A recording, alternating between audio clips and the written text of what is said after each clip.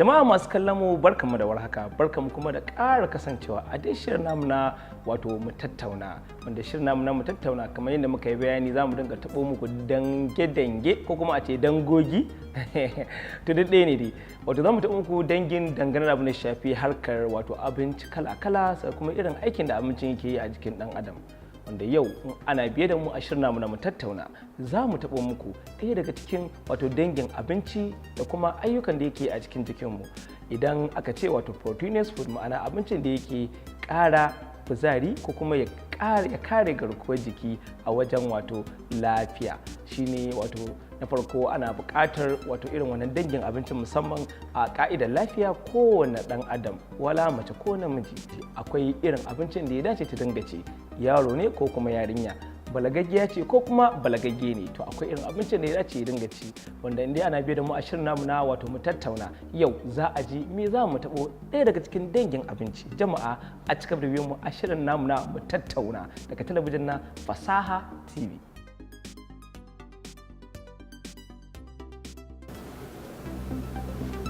Ra'ayi riga kowa da irin tasa, haka zalika gyara kayanka dai ba zai zamto soke maraba ba. A bisa wannan dalili ne gidan talabijin na Fasaha ya ɗauki nauyin kawo muku shiri na musamman mu tattauna. Mu tattauna shiri ne da zai rika duba gami da tattaunawa akan al'amuran yau da kullum.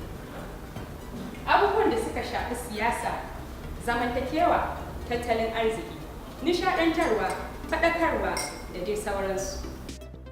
Hasashe ya nuna, alƙalma sun nuna, tabbas mace wacce ba ta iya girki ba ta zama sori. Saboda haka jama'a biyo mu muna sauraron ku a koda yaushe domin jin ra'ayoyinku a shafinmu na sada zumunta.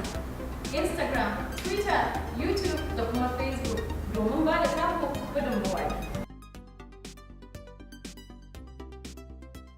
ta jama'a barkanmu da dawowa a dai wani shirin namu na mu tattauna, wanda yau kamar da muka muku alƙawari yau za mu taɓo muku ɗaya daga cikin abincin da ya dace mace wacce ya kasance ta riga ta balaga ya dace ta dinga ci.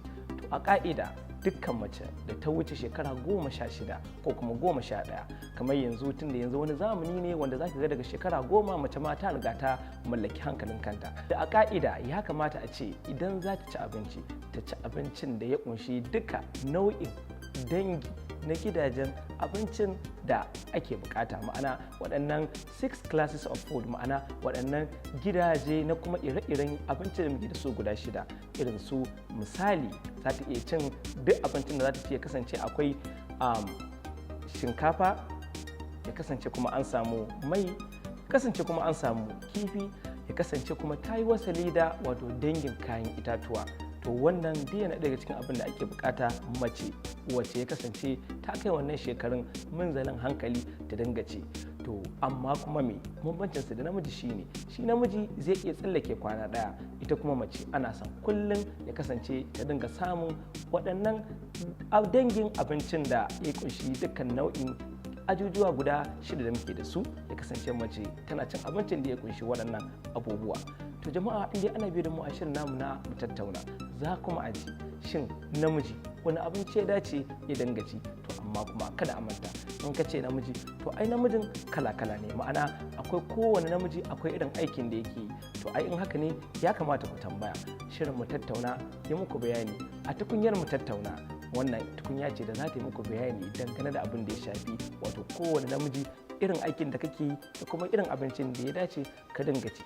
Idan mijinki ko kuma mai gidanki ko kuma wato iyayenki ko kuma kaninki idan yana aikin karfi, to ki tabbatar duk lokacin da ya tashi karyawa in an tashi bashi abinci a bashi abincin da ya kunshi wato dukkan nau'in abincin da yake gina jiki irin su misali akwai kunun da ake hadawa wanda kika yi amfani da waken suya, kika yi amfani da alkama, kika yi amfani da wato shinkafar tuwo. Wannan kunu ne wanda idan kika hada mai in kika wanke sai ki sarfa, in kika sarfa wa'insu ba sa sarfawa nikawa kawai suke kai tsaye. To idan kika nika kai tsaye duk ya halatta, in kika nika kai tsaye sai ki je ki wato ki samu waken ki ki wanke shi, sai ki samu alkama ki wanke, sai ki samu waken suya ki sai ki wanke, sai ki samu shinkafar tuwon ki sai ki wanke, dukansu sai ki je ki kai a niƙa miki su. Idan aka niƙa sai ki samu ruwa na sanyi sai ki ɗora akan wuta. Idan kika ɗora akan wuta sai ki zuba wannan garin naki, ki dinga juyawa, ki dinga juyawa, ki dinga juyawa, sai ki tabbatar ya dahu. Za ki ga yayi kauri ya haɗa jikinsa.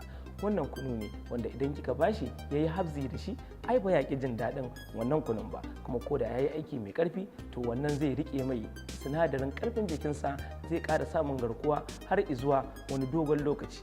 Ba zai zubar da ƙarfin da yake jikinsa ba kuma a ce ya rasa wanda zai mayar ba. To wannan yana ɗaya daga cikin abin da yake ƙarawa namiji ƙarfi yayin da yake aikin ƙarfi.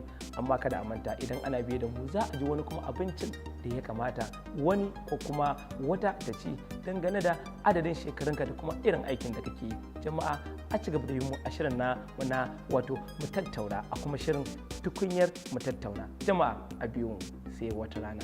Ni Bashir Bello nake cewa assalamu alaikum wa ila liqa.